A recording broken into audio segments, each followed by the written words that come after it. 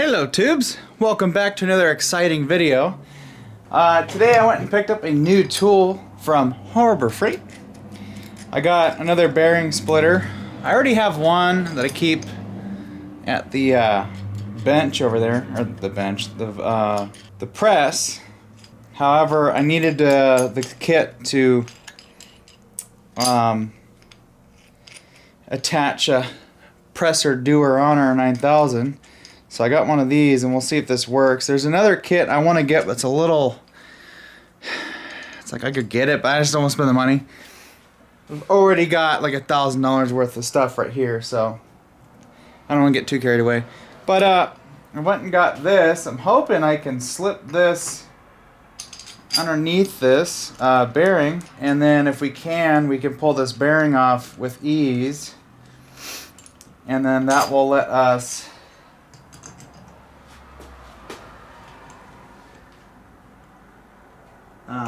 get this off of here. So I don't know, are we gonna be able to get this off?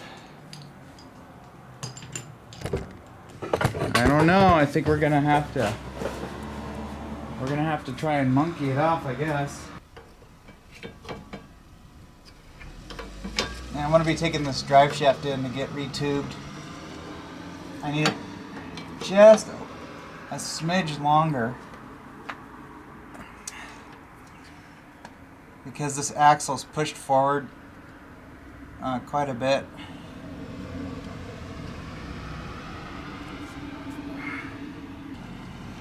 Okay, and so this doesn't randomly fall on my head, we're just going to go ahead and pop her out right now.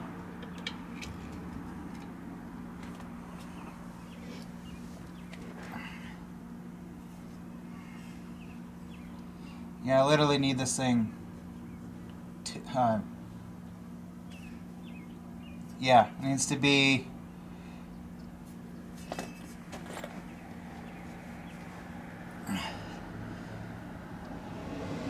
probably 2 inches longer. That a little off.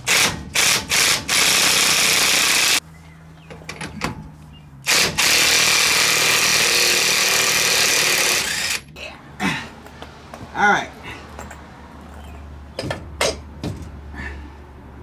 Well,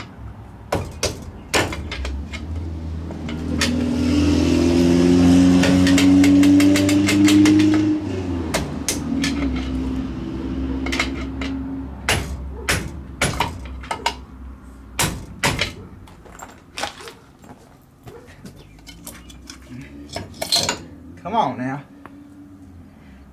Oh yeah.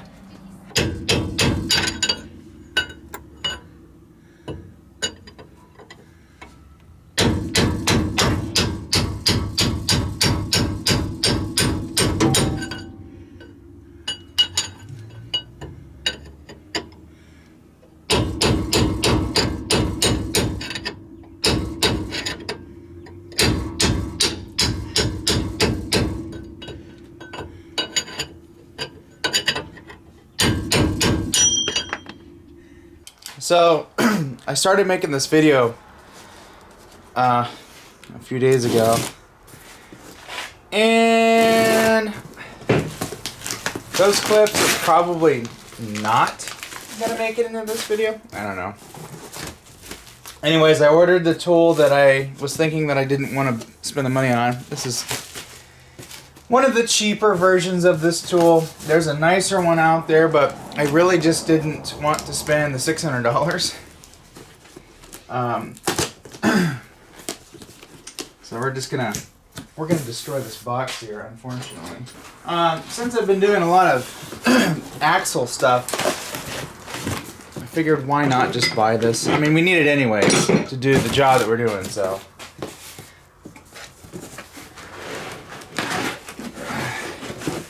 Ooh, oily. I'd be so mad if this doesn't work. Okay. Here's what we want to do. Put that in there like that.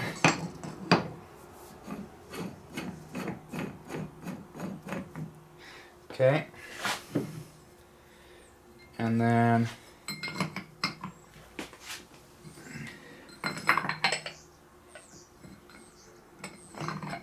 let's see. Can I just do this?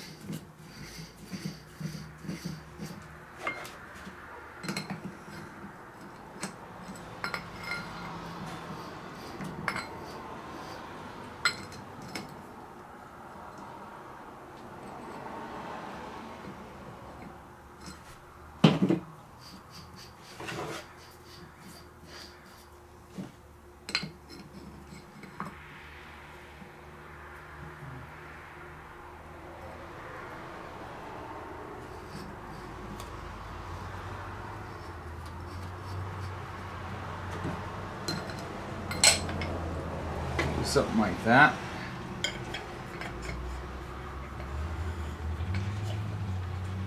Should we try and yank it?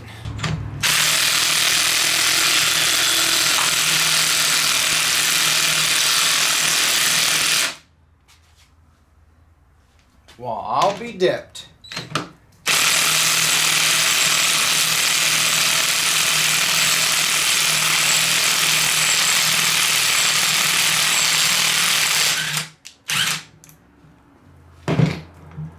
Probably wouldn't be a bad idea to wear earplugs for that one.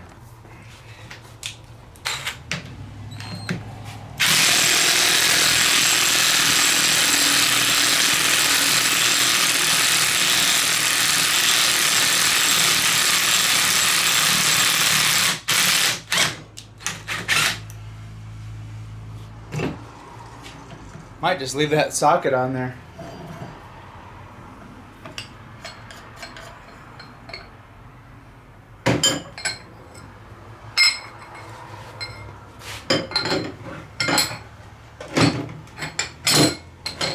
Gotta keep a track of what time it is. I do have to go to work later today. So, this is the part of the video where people are like, oh, okay, well, I'm going to bed now. 5, 4, we're getting real close. So this is gonna be on the passenger side. And that's gonna move it over. So I want the passenger side to be very close to our original measurement. We're like 5, 6. Let me take one of those out. I want to be at 5, 5. So close. We're going to be just a smidge loose on the passenger side. I mean, it's a very small amount, but I basically got 5, 4 on this. And then this was 5, 5 what I had measured, but it's pretty close. So we'll go with that. Make sure it's clean. And our gear is on this side. Okay.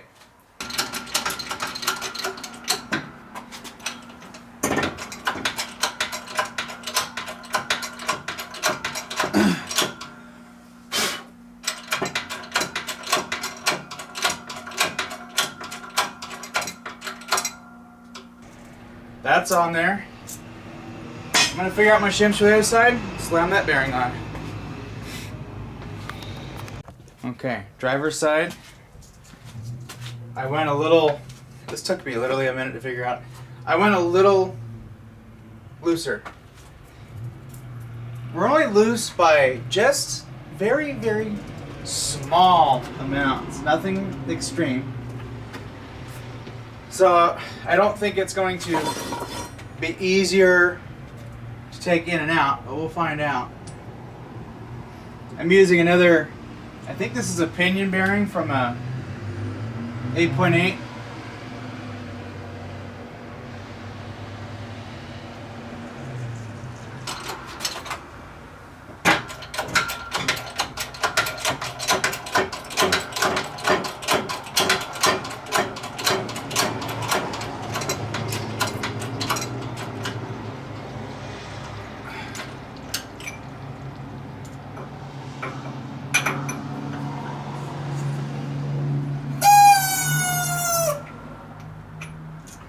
Yeah, this is another one of those must-have tools.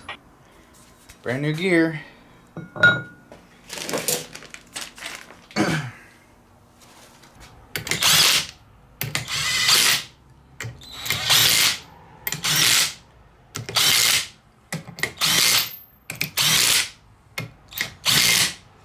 Normally, you can heat the gear up and then, you know, lock her down.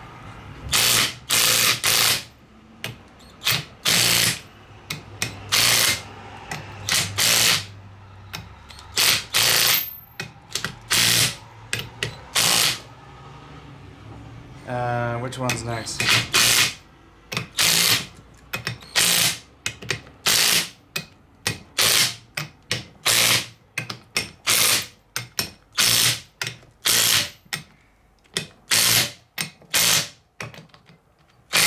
Start with a crisscross pattern first, and then you do your circle track pattern. Circle track pattern. What does that mean, Jimmy? I don't know.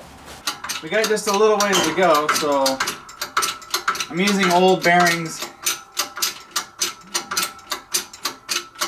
I might not throw these away after all.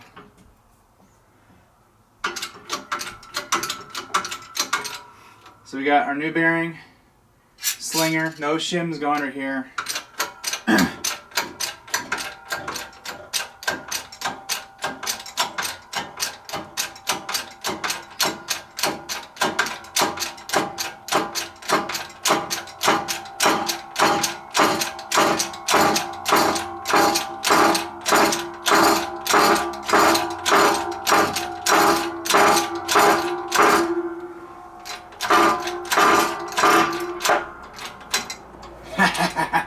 We did it. So the orientation of this, you have your shims, you have this little baffle plate, and then your bearing.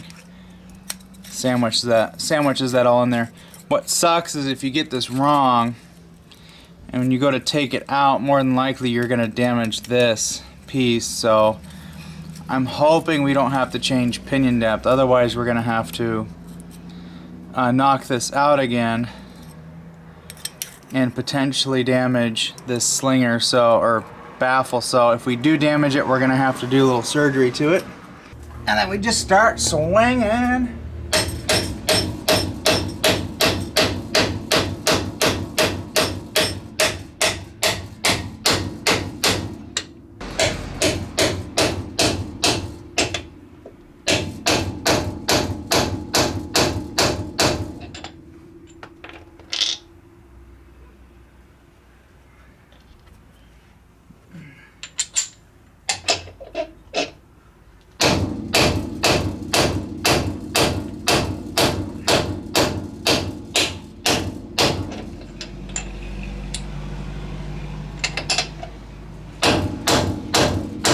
That seems pretty solid now. Okay. Now, these are dry. They're gonna sound a little scary when I go to spin it. We got 7/1000 preload shims there.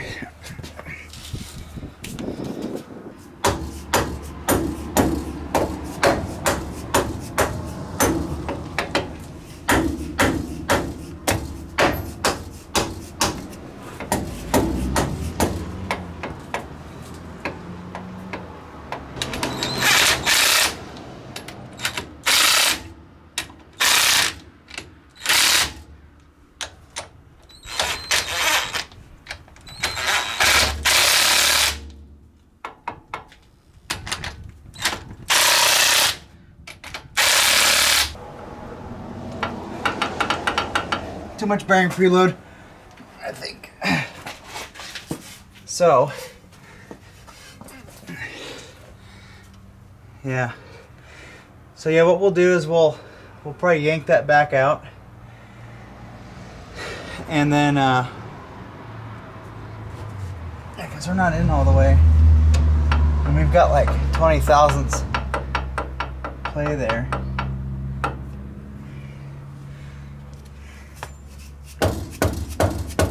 Yeah, so when we get some more time, so right now I gotta go to work, we'll take this out, we'll pull a bearing off on this side, and I think what I'll do is I'll remove two thin shims, and then that might put us with a little bit better preload, because right now it's just 2. I mean, I can't even move it. Okay, I'm working on the truck. Again, it's another day. I'm working on setting up the backlash and preload and all that stuff. So originally when I put this in there, it did not want to go in all the way at all. So what I did is on the driver's side, I removed the bearing and took, I think I took that shim out. Or no, I took these 2 out. Took 2 shims out. And then I was able to get it in there decently and get it to go in all the way. And it wasn't too bad getting it out. It's in there firm. It's got good preload on it. But it's somewhat easy to get out and put in. So I got that taken care of. When I got it in there, it had no backlash. It was pretty tight and pretty chunky. Now, this is for an 8.8, this manual I'm got here. But I'm just referring to the wear pattern. And so far, one, I know I don't have backlash, but this is the drive side, and you can see we're inward. You see that space right there where there's no paint? Well, we're right there, and then on our coast side, we're on the outside. And so what that's telling me is that my pinion needs to go in more.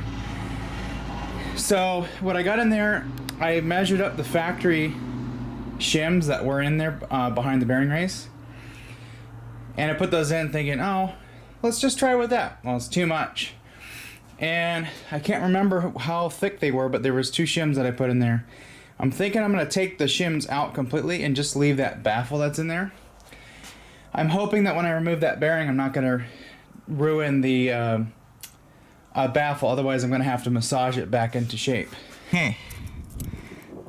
Oh, great. The wind's blowing. I took out, I don't know, probably 3 thousandths worth of shims that were in there. And I had to take a bunch of shims out of my preload for the pinion. So now I have about 20 inches of preload on the pinion. This feels really good. She's turning smooth, and I believe that's our contact patch right now on the drive side. So just reducing pinion gave me some backlash. I think it's about where it needs to be. And our gear tooth pattern is looking a lot better. We're a little bit more in the middle now. I put too much paint on it, so it's kind of blotchy in spots.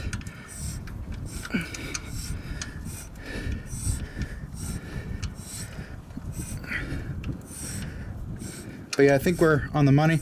It's nice and smooth. I'm actually gonna go ahead and wipe the grease off, or the paint. This is our contact patch on the drive side. Looks pretty good to me. What's our coast side look like? Coast side's about in the middle. Again, it's kind of crappy. I didn't do a good job putting the paint on there. I'm gonna wipe the paint off, throw some grease on here, and just see where it lands. So this, I'm gonna get a different setup. This one is not working how I want it to. Every time I touch this, it changes. See? Got about maybe 8 or 9. I think I'm gonna leave it alone.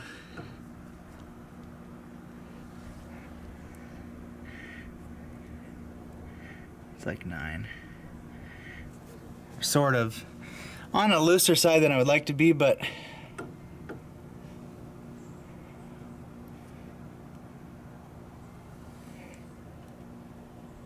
yeah, we're like 8.5, 9.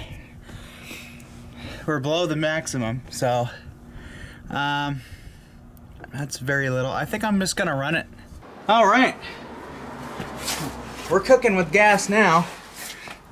Let's torque this. Let's see, can we, this is gonna be a little difficult. This is 60 foot-pounds.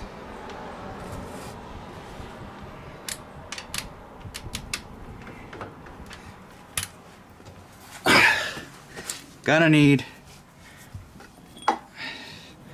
an extension. There's gonna be a big debate. Oh, you shouldn't use an extension. It affects your torque value. It doesn't necessarily affect your torque. What it will affect is how far you have to go to achieve torque. Get it? There we go. Now we can swing this. Okay. Impact almost had it there. Okay.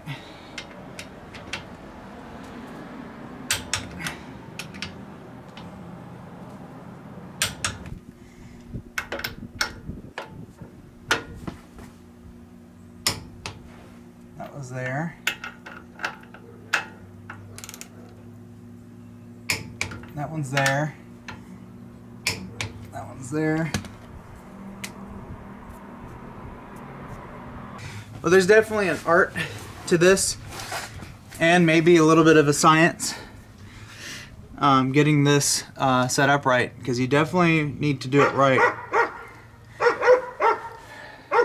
or else you're gonna end up like that dog over there.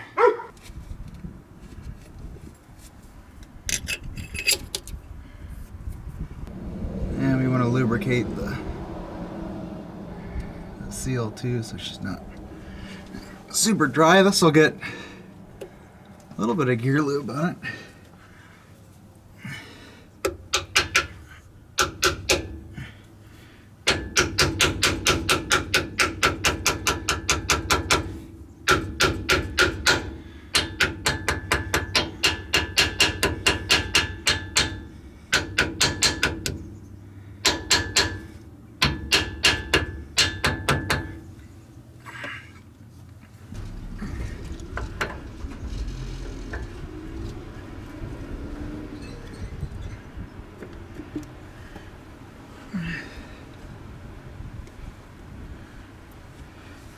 I'm so glad to be putting this back together. I just hope everything works out and she doesn't whine. That's what I'm mostly worried about, is whining.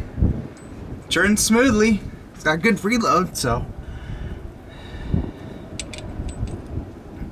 Luckily all the kits that I bought, I ended up with a bunch of extra pinion nuts.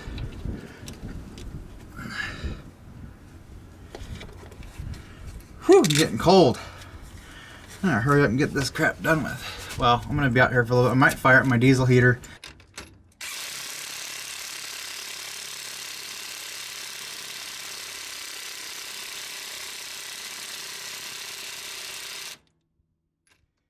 That's a fresh nut.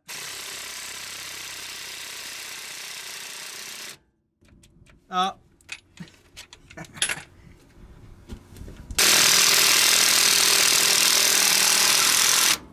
Yeah, that's better.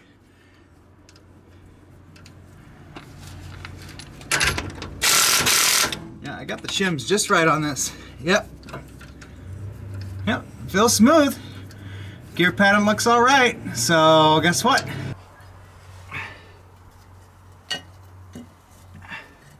I may get a new cover for this.